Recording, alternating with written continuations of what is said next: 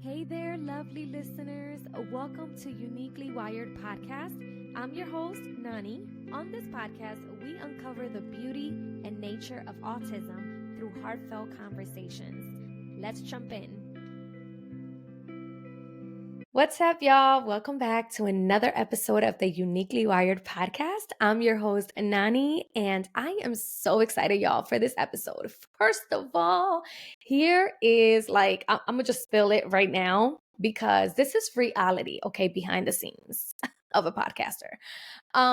First of all, we recorded this episode last week. Okay. And a sis here, okay, I'm pointing at myself, by the way, if you're just listening. I clicked audio only. The joys. And I did not realize it until we recorded an entire episode, which was very sad because, we were literally just so devoted in that episode. But anyways, we are back and we are doing this. Okay, we're doing this because the devil ain't winning. Okay. Um, I'm sorry. I'm just so excited to have my sis here, y'all. I love her so much. And I'm just so excited for everything she's doing with the community and just how much how far she's come and how much she's grown. So we're going to get started. And I want her to introduce herself and tell us a little bit about her kiddos, and what she's been up to. But also, I will mention that this episode, we are going to be talking about grief and guilt. So we're going to kind of just throw both of those things in there, which is a lot to absorb. But I think you guys are going to love this episode because we're going to be as real and as vulnerable as we can get. So, sis, go ahead and introduce yourself. Okay, let me first just start by saying thank you. Thank you for having me. I feel like we have talked about doing this so many times. Every conversation we have, we say this needs to be a podcast episode. Literally every conversation. But I'm so happy that we're doing this. We're making it happen. I'm so happy to be here. This is always my least favorite part of podcasts and interviews when I have to talk about myself. I'm like, introduce yourself. Okay. So first and foremost, like Nani said, my name is Khrystine. For those of you who do not know me on social media, and I am a wife, I am a mother to two amazing little boys. I'm a Christian. And I'm also a nurse. That's my daytime job. Let me start there. I'm a pediatric ICU nurse and neurology research nurse. I wear many, many hats. And then on my off hours, I'm also a full-time entrepreneur. So I run a autism community and resource hub digitally, and I also am renovating our actual brick and mortar childcare facility for autism children, and also our website will be up and live. So there's a lot going on, and that's enough. So I'm gonna hand it back over. No, that is so good. First of all, I don't know why this whole time I'm thinking you're just a nurse, but you also are like a neurology. What was that? It's please, you need to Yeah. repeat these things to me. I know. So that's how I kind of came into the research world. I do neurology research, uh, and Oh, so I help the physicians who are running research studies, and we put well, I'm going to say guys because right now the population I work with are only young boys because only young boys can get Duchenne. But I work with Duchenne muscular dystrophy kiddos who there's no cure, sadly, for um, this disease, but we've come strides and strides in research. So a lot of my guys are on non-FDA approved medication. So I'm their private nurse and I check in with them and I make sure that they're okay while they're taking this medication that's not, able to get through a pharmacy. They only can get it through us. And so we have to check and watch everything, their labs, like yeah. make sure that they're okay while they're on this trial drug. And I love it. Wow. Yeah, I love it. The guys are, I mean, literally, this last study I was on, I'm so happy. I'm like telling you, like world news. But one of our drugs just got FDA approval, and I've been with them since Yes. before I had RJ. So I've watched them grow up. Yeah, Oh, yeah. So I like, love that. yeah, so Wow. so I got my first taste in, the special needs world and the special needs community early on in my career also, and never Yeah, knew that I would have to, everything comes full circle. I say all the time, God does not make always. mistakes. So, Yeah. Like yeah, God so, was literally preparing you. hmm, And even though, your children are not like physically, right? yep, yep, Disabled, like hmm, you're able to see the world from all the lenses. hmm, hmm, And I think that's such a beautiful thing because your compassion continues to grow too. hmm, So hmm. that's beautiful, sis. I honestly did not know that. Yes, yes. So, What? Okay. I know. Um I this is bad. Like what? We've been friends and I didn't know that.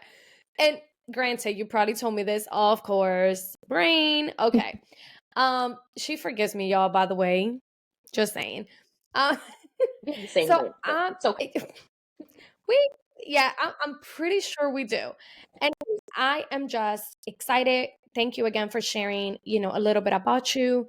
So let's get right into this topic of guilt and grief. So we know obviously that when we receive an autism diagnosis or any type of diagnosis, so many things come rushing through, such as grief, but I think, with such as guilt, but I do believe grief comes in first. In a lot of cases, I'm not sure if for you it was grief or guilt first, or if they both came in together. Do you want to share a little bit about that when you first got that diagnosis? So I want you to like think back to that. I know I've shared on here before my experience, but I want you to share, you know, how was that for you? So, I will say grief kicked in first for me. Everything was, like a shock at first, I will say. So, my oldest is 7. And it just comes with not wanting your kid to struggle. Like you don't even know. I think that so many people thought like, oh, you're a nurse, you're ready. Like I said, I look back now and I see how God prepared me for this. But none of that was clear back then. Like this is the vision I have now, my understanding and my faith has grown and I'm there now. But back then I was not there. Um, it felt like a punishment. It did. I was like, why? Like I devote my life to help people and I'm a good person. You start like bargaining with God and you're just like you're of course you have that like why me moment. Like why me? Why my son? Why does he have to struggle with these things? And I was in a really dark place, but I will say that like with RJ, and I say this all the time with RJ, it was like I was just ready to hit the ground. Like I didn't really give myself time to stop and process. Like I would have my moments, I would cry and do all those things, but I was just so focused. Like I'm a fixer, so I was like, I gotta fix this. What do I do to fix this? Um, the real grief did not kick in until Rory was diagnosed. That is when it was like a 1-2 knockout for me. I was just swept off my feet when Rory got diagnosed because I just had so many other hopes and everything for him. Like I even when I was pregnant, I didn't even know if I was having a boy or girl, but like I just would always be like, this baby will teach RJ how to talk and like all the things. And then when I started seeing signs in row, I was like, I was in complete denial, complete grief. Like I was just in myself. I gained so much weight. I look back at pictures of myself when I first had Rory and like around the time he was diagnosed, I am unrecognizable to myself. I'm like, who is that? Is that me? It made me someone that I didn't know at the time and I didn't understand. It just it's a dark place. It is a dark place. You cannot think through it in the beginning. Yeah, I agree with you. And I think so Rory is your second, right? It's interesting because I feel the same way. Eliana was, is the oldest and her being 8 now. Isn't it interesting how our kids were diagnosed around the same time? Like I'm just realizing that too. Go figures. Realizing they're so close in age. But yeah, getting Eliana's diagnosis, as I've mentioned on this podcast before, like it was, it was definitely a process and I was able to process. And I think because I used to work at a school, so I was somewhat familiar with autism, but just like you mentioned, it's not the same. Yes, God is preparing you, but it hits different when it hits home. And it's your child that you carried for 9 months, that you done planned this whole thing, this whole path and road ahead to then boom, get hit with a diagnosis. And no, we're not saying autism is the death penalty and oh my gosh, it's the end of the world and it's a hopeless condition, because no, that's not what we're saying. But you know what? At the moment, it feels that way because first of all, if it's your first child too, and you're just like, whoa, there's literally no hope because you have nobody else to look forward to say, oh, there's hope, right? And with her, it was like, okay, let me get through this. I remember friends brought me Chick-fil-A, they brought me flowers. I mean, it was a whole thing. Very encouraging that I felt. Now with Jacob, it was again the denial part, which is crazy. You think it will happen with the first. But to me, I was actually pretty like, okay, I got on it pretty fast. I cried, did what I had to do, and boom, get back on. But with Jacob, it was kind of like I was holding on to this string. That's the best that I can describe it. I was holding on to the string, and the string was slowly breaking. And I was like, what in the world is going on? Hmm. And the more I kept on hearing, there is a possibility he's autistic. And I was hearing this from his early intervention team. The string began to just continue to crack. And I'm making that analogy and using that explanation because I'm a visual person. So I'm just trying to help somebody out there that's the same way because it's the only way I can describe it. Yep. It comes crashing down. And I Yeah, think a little bit of it too is because, like, as scared as you were in the beginning with like your first child, you don't know what to expect.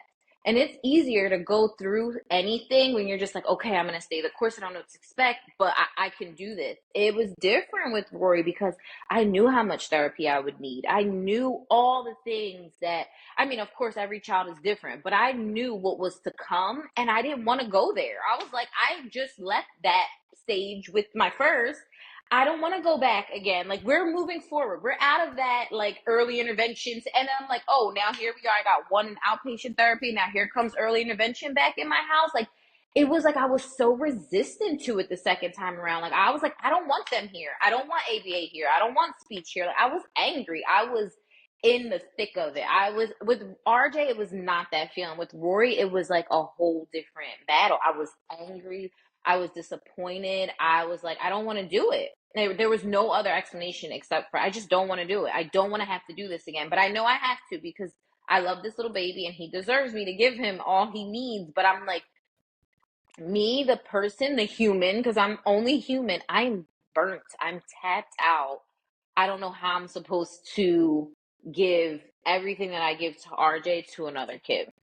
I had no idea. exactly. Exactly. You just hit it right there. I mean, boom, bingo.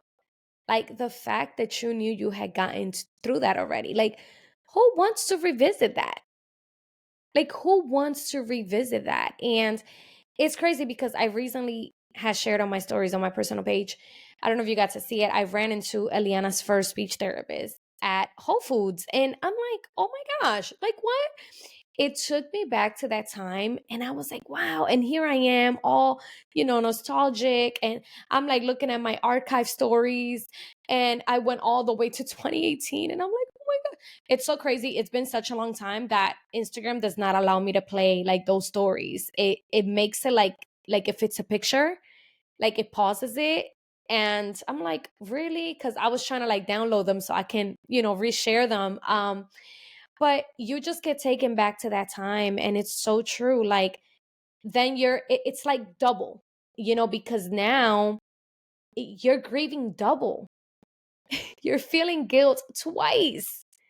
And oh my gosh, and we'll get there because the guilt that we feel between the siblings and all the things, it's insane. It's insanity. And we consume so much as moms, um, dealing with all of that. So, how did you cope with, you know, that initial wave of emotions? So let's see. The Well, initial actually, Go ahead. sorry, and I mean like with both of them already being diagnosed. Okay. Like how was that wave? Because now you're dealing with both. Now you're having to do therapies with both. You're having so how was that? Yeah. So I did it because, I mean, of course, like, so I'm in the thick of it. I'm doing all the things because there's no choice. And I was so burnt out, like I said, and I couldn't get along with anyone. Me and my husband, I mean, literally, we're at each other's necks 24/7 because I'm just miserable. Like, we're both in the house, just miserable. We're just like, which way do we turn? So I started therapy back again. I love therapy. I'm like, go to therapy. I tell everyone, go to therapy, you need therapy. And I had taken a break, and Rory was born during COVID. So I think that played a big part in it too, with like the depression and everything, because everyone's stuck in the house, and there's a death poll going on the TV showing you how many people are dying every day. And I'm like, I just had a brand new baby and I'm stuck in the house. And people are dying all around me. So it was another level of depression. But yeah, so I just went to therapy. That was how I like started my journey. And that did help. But I knew, and this is gonna sound so cliche, but like I came to this realization. No, that's a lie. I did not come to this realization on my own. My mind came to this realization for me because I couldn't see anything straight. Um, she knew I was mad at God. She knew. She knew I was mad at God. And she told me, because she was afraid that I would stop talking to God, that she wanted me to tell God that I was upset with him. And that was a big start for me. She said, you have to tell him. She said, tell him you're mad at him. He doesn't, he knows you're mad at him. He knows your heart. He knows you. And you are not, your connections there. I would pray, but it was a different, like I was angry. I couldn't even like, it was like I didn't trust God's promise anymore. I'm like, I was told, years ago that I couldn't have children, right? So I get pregnant and it's not hard. I didn't have any issues getting pregnant, which I was expecting to have fertility problems, and I didn't. So this whole time I'm like, this is man, God wants me to have this baby. And then then you start getting into the autism diagnosis and stuff, and I'm like, wait, what is going on? And I'm like, but why couldn't that be what was meant? Like I was like, this is your role. You asked to be a mother, and I didn't ask what kind of mom to be, right? I just asked to be a mother, and I am. So, but that was hard. It was hard for me, but I had to fix my relationship with God. No amount of therapy would have gotten me where I am now in living this day-to-day life. No amount of therapy would have gotten me where I am. I had to fix my relationship with God. So good. Yeah. So good cuz he's the only one that's going to carry us through. And right, we thank God for the therapist because just like you said, I'm pro therapy all the way. I mean, are you kidding? We take our kids to therapy. It'll be silly if we don't. And I've mentioned this before when I talk about self care and prioritizing that, just making that a priority. But it's so good when we could put our trust in God and He can literally give us His peace that only He can give. The world can't give that type of peace. And you start living out that way. I mean, life just gets better from there, really. And the hope just continues to increase, your faith continues to increase, and it's beautiful. And I mean, I feel like sis, every day we see miracles in our children. Every day. To me, even the smallest of things, they hold a pencil. Are you kidding me? That's a miracle. And I think sometimes it's crazy because I have note of this from like months ago. I've been trying to do a reel on this, and for some reason, I still haven't. Um, but you know what God told me? That a lot of people are expecting big miracles, and they're not even appreciating the smallest of miracles that are right in front of them. Every day, our children are doing miracles.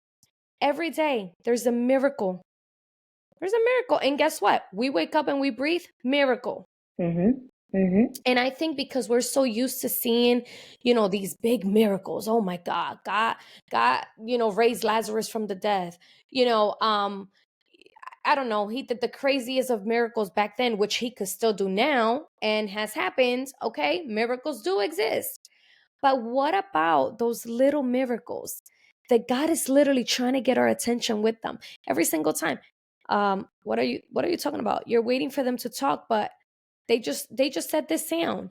She's singing over here, and I'm speaking for myself with my kids. Like, what? God told me I'm giving you a worshiper when I was pregnant with Eliana. Prophetic word through like three people, same thing. And girl, I'm here questioning God. Well, she can't even answer questions. What do you mean? How is she? This girl learns music faster than you and me, and you know all we listen to is Christian music, so here I am listening to Christian R&B. She knows the song more than me, and I'm like, wait a minute, how did you learn that fast? And I'll be trying to record her, but for some reason my phone, if I try to record on Instagram while the music is on, it doesn't pick up the music. Whatever, it's hating. But one day, um so it's crazy, right? How as humans we want, which is fine. You can ask for big things. There's nothing wrong with that. The Bible says, ask and you shall receive. You have not because you ask not. But at the same time, we should be thankful even for the smallest of little milestones that our Hmm. children reach. That's so true. And I it's just had to more preach that. clear. It's so true though, and it's more clear because of our children's diagnosis. I said this to you before when we did this, and I will say it till I'm blue in the face. Autism is all my children. No, that's them. They were born that way. It's their makeup. They don't know any different. But me, I've been on both sides of the world, right? I had a look and a really good visual of the world before autism was in my life. And the me then and the me now with that, it's just autism has made me a better person, a better friend, a better woman. Nothing to do with just a mom, and it made me a 10 times better mom, but I just see the world differently. And when your children, I say this sometime, I think I said it to one of my friends, I was like, I'm teaching my child to do something that like most people do without even thinking. It's just taken for granted. Like after a while, like if you don't, even if you don't talk to a baby, after a while, a baby's gonna start talking. They're gonna pick up some type of, and I'm like, the thing that we just take for granted is like breathing. I am teaching my children every day how to do this simple, basic thing, and like it's taken for granted. And you see how much other people take for granted now, right? That wasn't in your view, maybe it was a little bit, but even more so. And it just helps you be more appreciative. It helps you stop and take a moment. And I'm like, if if autism is able to do all of those things, like I know it's, supposed to be this taboo thing, but I'm like, we all have to change our perspectives about it. I want my children to love themselves. How am I going to hate something that's a part of them? It makes life Yes. hard. It does. And it's not my best friend. I'm not saying me and autism are besties. But there are parts of autism which I appreciate and I love. And those are the parts that I get to see through my children and how it's changed me. And then there's parts of autism that make my children struggle. And those are the parts of autism I hate. But as a whole, it's not an evil thing. It's not, like you said, it's not this It's death not. sentence, but Yeah. you have to learn. You have to take the good with the bad and everything. You do. And while we're talking about that, how do you balance grieving the challenges your child face? Well, actually your children, because you have to, with celebrating their unique strengths. So, I'm sure that they're both in different, levels right now, as when it comes to their learning and things like that. How are you balancing that grieving and even the guilt sometimes that comes with it? Yes, no, that's a good question, girl. You did your thing with that question. Sorry, um, I try to be prepared this time. so I will say there is a lot of guilt that comes along with like the different celebrations. So more so, I think I was telling you that Rory, my youngest, who's 4, he'll be 5. He's hyperlexic, so he can read and all these phrases. It's amazing to see Rory's brain work. I can't even believe it sometimes. Like my mom will ask him like, "Oh, do you want to watch something?" And you will think he's not even paying any attention. Next thing he's with his letters and he's writing out like Disney Junior. Disney Junior like wrote it out with his letters. I was like, "What in the world?" And of course I want to celebrate that, right? I love it is amazing to witness. Like I literally watch him and I'm like, "Oh my goodness, did you see he just spelled? I didn't even know he knew that word." But I am very careful and conscious of where RJ is at that time. I've noticed that about myself because I don't want RJ to feel like, oh, it's only a big deal if you're talking or if you're spelling a word or like things because I don't know. They're both at different but I also want Rory to know that I'm proud of him and that's good. And because hyperlexia is also a disability, right? Like it's a disability and it makes talking, it's weird. It makes speaking for children harder because they can read and their brains are just going that they won't talk. So I'm like, I'm trying to encourage him because I want him to get his words out. And I'm happy that he's spelling and communicating, but I'm always conscious of where RJ is and like, I don't ever want him to feel like, oh, mommy's so happy because Rory's talking or spelling or whatever. So there's a balance. I'm still trying to like figure that out. But I've noticed that in myself. I'm always watching to see where like one is as I'm talking about the other or and I mean life is life. Sometimes something fun happens, something good happens. We're just excited in that moment. And I teach RJ too though to like celebrate and be happy for his brother because I don't want a jealousy to ever, and the same with Rory. Like when RJ does something new, I'm like, look at and vice versa because I want them to celebrate each other. I tell them all day, every night, your brother's your best friend. You look out for your brother. I have, drilled that in my son since they were born. Your brother's your best friend. You look out for your brother. Um, but it is a balance. I'm just very conscious of how I do it. And I try to do it in a way where one doesn't feel like they're doing something wrong by not being able to do it. Um, but I'm still figuring that out as they meet new milestones. I and you know what, sis? Okay, I don't know why I'm ready to cry, but it's so true. It is so true. And I think people just see, one side of the picture. Like, oh my gosh, they're posting that milestone. Like Eliana did that or Jacob did that. And sometimes I catch myself and the darn guilt comes in and I'm like, am I posting too much of my son and not enough of my daughter? And it's like, and it's not even being done intentionally. It's just the way it's happening. Like he's reaching so many milestones that Eliana was not able to reach at that time. And I tend to grieve that time back then. And it's so hard because you are revisiting that moment, that stage that you had with your one child, if that makes sense. I feel like in my brain it made perfect sense, but sometimes when I say it, I'm like, okay, I hope it sounds exactly how it did in my head. But anyways, It makes perfect sense. Perfect sense. We have okay. the same brains. I'm, No, I'm for real. remembering that. Anyways, it's just, it's hard. And right now, in my situation, and I feel for you because in my situation, I have girl and boys. So obviously it could vary. Um, I'm sure for you it's tough because they're both boys. So it's so easy to compare that, right? Versus having both genders in the house. And for me, I think I would say my struggle right now is Jacob seems to be much more alert than Eliana. Like, I feel, and she's the oldest, I feel like she'd just be, I don't know where.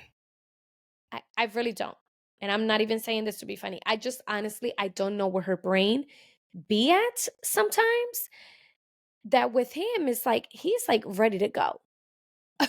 He's like, 1, 2, 3, let's get out of here.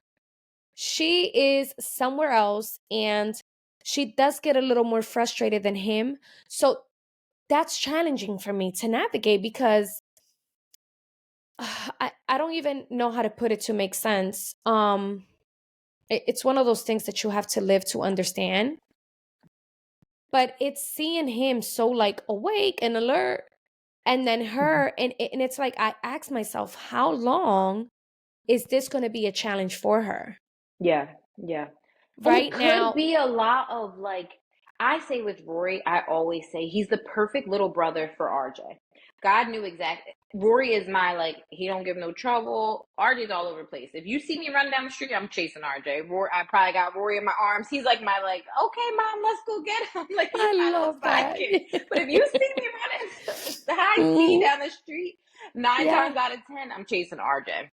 And Rory's probably somewhere looking like, oh, he's gonna get in trouble. Like that's Ro. Ro's whole face is always like, I'm being the good kid, mom. And it's funny, but he's the perfect little brother to him. But I also say like sometimes I feel like Rory is so able to be that routine and that structured and that like good kid because he was born into that role because we already had one. Eliana was here, she was doing her own thing, and we were letting her kind of navigate the world. Same thing with RJ. And then because we couldn't have two kids just running off and doing what they wanted to do, we stuck to a better structure with our younger. We're like, oh no, we learn from our mistakes, which is a good thing, and Yes. we can see the Yes. difference. And then you go back and you're like, oh, well, maybe I take a look. That's where the guilt comes in. I'm like, it's my fault. I didn't do this with that one when they were this age, or I didn't do this with this one, and that's why. And then all the guilt kicks in. I'm like, it's me. It's my problem.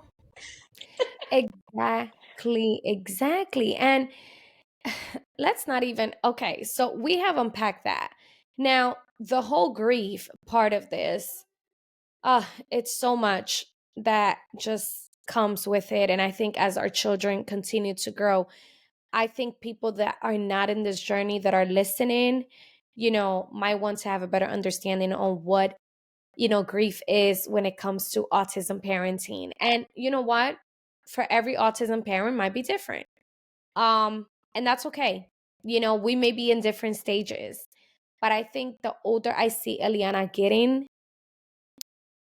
it makes me sad, that she's still not able to do certain things that she should be doing. And I, I don't know how much longer, right? Because we don't know. But I think, seeing Jacob as he grows up, I still have my questions and I still grieve the whole potty training thing.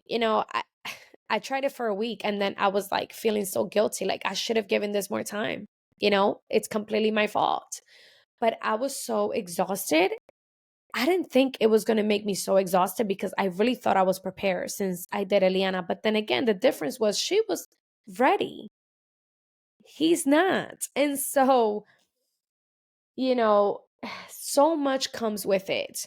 When you're around other children and they're thriving, I mean, they're doing so many things at the same age as your children, that grief kicks in like a sucker because that's all I can say. Like, it's so hard for me to go to public places sometimes. Like, if I'm Mm-hmm. honest, it's hard because if I'm hanging with you, and I think last time you mentioned like it's harder for you when you see autistic, children doing things and versus seeing neurotypical children. See, for me, it's the other way around because I could be around your kids and to me it's like, oh my gosh, that's amazing. You know what I mean?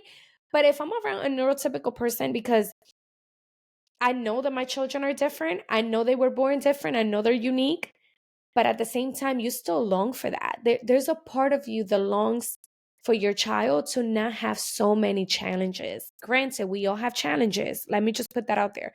We all have our challenges. I have many, okay? I can create a list. However, and again, it's all here. However, it's different when you know how to cope with that versus when you don't and you need assistance to do so. So for me, it's hard. Like if I'm with my goddaughter, which we're supposed to have her birthday is this week. So we're supposed to have her this weekend, I think on Sunday, after church, to just give her that time, because we really don't see her all year. We probably see her like twice, which is it's sad, but my friend knows, she knows our life.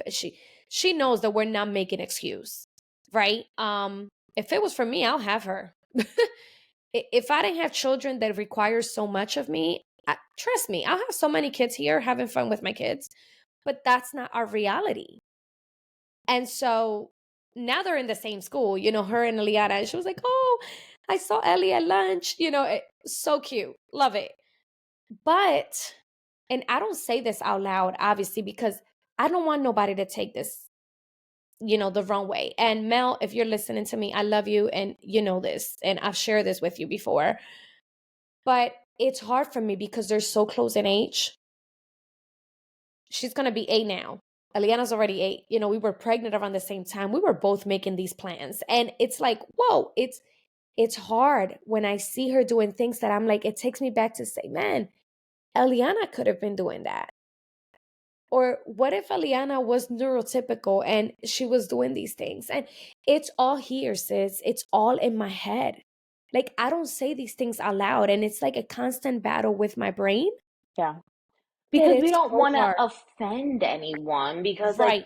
you feel as though people will take it the wrong way or they're upset at like or you're upset about their child's milestones and you're like, "No, I'm celebrating those things with you, but they are a little hard for me." And now I'm getting teary-eyed because I'm thinking back to just like I read something one time that was like grief is just love with no place to go, right? And I was like, that's so true because what I grieve are all the things that I want to do and all the moments and all the conversations I want to have with my kids. And like I always say, like just like the future stuff, like a lot of my grief is like some of it is in that moment, but a lot of it is like you said, like the comparison or just like as they're getting older. I feel like with the grief with RJ, it's a little bit more because with the younger kids, I don't know, for some reason, I think there's so much research out there and so many that's like, oh, if they don't do this by a certain time, then they never will. If they don't do this. So you have these timestamps in your head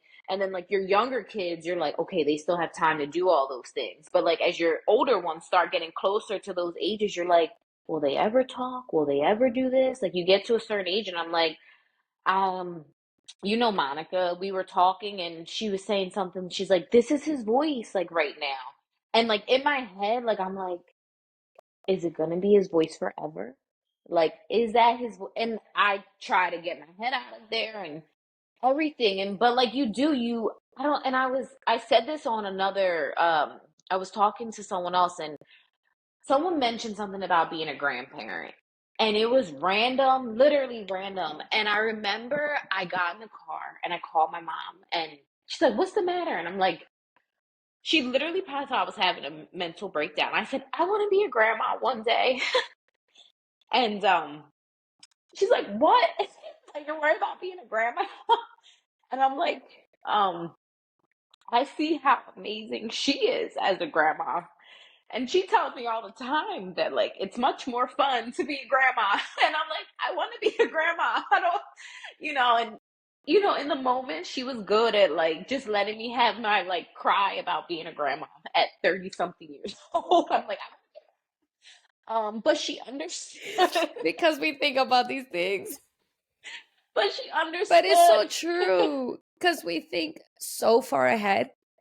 Like, this is the perfect example. Just today, like when you said about having conversations, that touched me because I know with Jacob, obviously, it's a little harder. He's much younger. But with Eliana, I'm like, I had this expectation. Like, I pick her up from school and, I still ask her, with the hopes and faith that eventually she will be able to answer that question.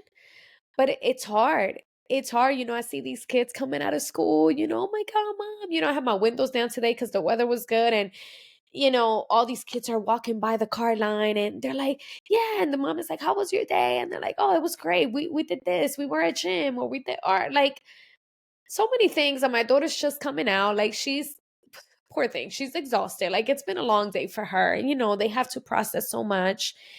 And I can't have these conversations with her. And it's so hard because again, if you know me, then you know that I can talk forever, and which is why we have a podcast because this is where I just vent with y'all.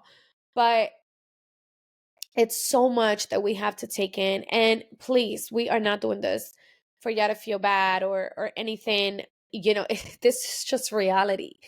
These are things that we battle with that are unseen because we're constantly, especially as content creators and people that we're putting ourselves out there and our children's journey out there to really bring hope. it, I can't see myself just crying every single day online. It's just not who I am. I'm not judging whoever does it, but it's just not who I am. I'm always the happy person to bring joy and bring that hope. But man, deep down, you're drowning. You're drowning and it's so hard. And And I think it's important for people to see that and to know that. I think I even told you, like, back when I first started, I was like, I'm never gonna cry on the internet, and then here I am crying on the internet, but you can't help it. But it's so good because so many people look at us as positive, and because we are, and we're such like hopeful people, strong in our faith. All of those things that we're navigating through, and we do have our strong faith, but it's like, do not take it for 1 second that these things don't bother us. We're at home, we're worried about our children. There's times where it feels like we don't know which way to turn to, and it's like, you're not alone in feeling that way. Like, I don't care where a mom is in her.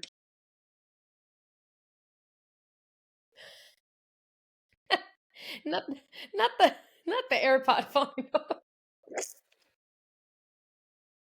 That was God saying, get your tears in order, get yourself together, make sure we're still on No, audio but and it's video. true. But it's true. It's both, okay? But it's true though what you were saying. Like, once in a while, I'll post on my stories and here I am bawling, Yeah. crying. I think I did that too around the time where I was going through so much with Eliana's old school, and we were dealing with the lawyer situation and all the things. It really took a mental toll. Like it takes a lot of you. It drains you because it's so much for you to process, so much for you to remember. Listen, we have 2 IEPs to take care of, okay? Like, nobody talks about that. Okay? 2 different placements, 2 different IEPs, 2 different needs. Like, yeah, not one, two.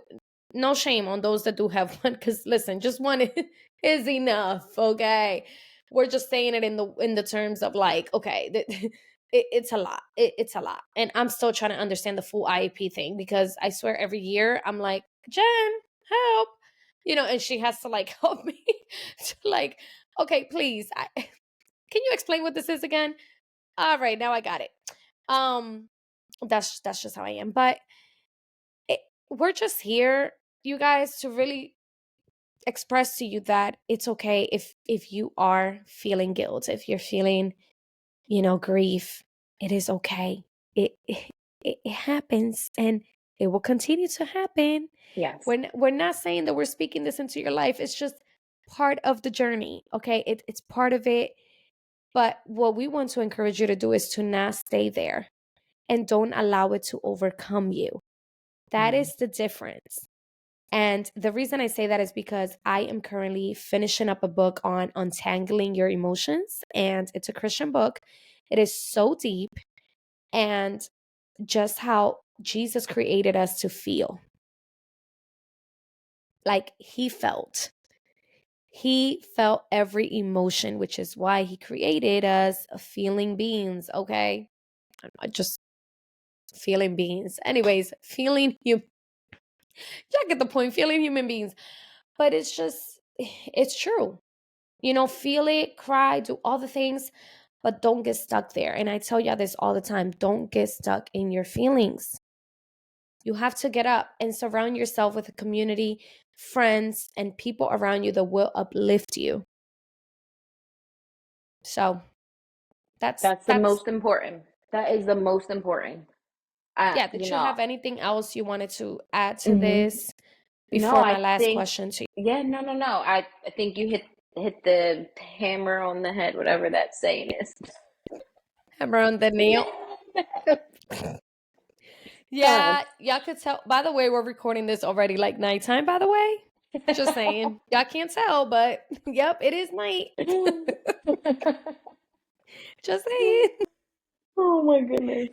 So, what advice would you give to, other autism parents that are listening, struggling with the feeling of grief and guilt? My first advice would be find some type of support group. If it's a friend, if it's an online community, somewhere where you feel comfortable sharing and opening up. If you're a person on Facebook who you're like, oh, I don't really want, do it anonymously. Find people that you can talk to. Find your safe place because you cannot go through this by yourself. I know you make there is no way you survive this alone, right? Come find us. You need to find community. And and second of all is don't be ashamed of how you're feeling. I think that was our biggest take home in doing this type of episode, is to like just let you know we're feeling it. We're there with you. This is a lot, and you don't have to be ashamed of it. I run a platform where I help moms and dads. I always say moms, and I'm sorry, y'all. Like, we don't discriminate. It's moms, dads. I don't care if you're blue, purple, whoever. I help families, families, navigate the application process, and just like, just for funding and things of that nature. And I have so many parents who like message me secretly, and they're like, I'm struggling, and like, I know people don't want to put their business out on Front Street. I get it, but I'm like, there's no shame in that. There is no shame in needing a little extra help in whatever area of your life. How are we going to tell our children to, go to therapy proudly and get these resources and get the extra help, the accommodations that they need, and we're not doing it for ourselves? You cannot pour from an empty cup. Well, for moms and dads of special needs children, maybe we can a little bit, but eventually, you're gonna burn out. Like, it's just no ifs, ands, or buts about it. So feel what you're feeling, reach out, and don't be ashamed of that, because when you do that, I'm telling you, the world opens up, and you're like, oh wow, just me sharing that little bit, now I found this person who understands, and this person, and that's when it starts to get lighter. That's the only time it starts to feel like, okay. Because at first you're holding in, like, nobody's going to understand. I sound crazy. I'm going through it. I'm losing my mind. And you're like, and then little by little, and other people, and you're like, all right, this is still heavy, but not as heavy, because someone out there is getting it. And someone out there is feeling exactly how you're feeling. So I would just say that's always like my take home. You have to find Yes. community. Yeah. We can't do this alone, God did not create us to do this life alone, so we for sure need one another. He had 12. Just saying. By the way, I'm referring to Jesus had 12 disciples. Um So even if you have 5, 2, 3, you need that community. If that's your community, that's your community. But please do not do this alone. There is somebody out there that's going to get you. I promise. And sis, not you touching on things that I'm like, all right, come on, we're pretty much done this episode, sis. Like, what you doing? You adding on more things. Like when you said about the whole thing, like unless you're a special need parent and you're like pouring from an empty cup, because that's so true. Oh my gosh, I never thought about it, but it's so true. And here I am, my brain. Whoa, we got to talk about that for a second. But I'm just saying, it's so true because come on, how many times are we empty? Like, okay, and every day we have to get up and we still have to mother our children.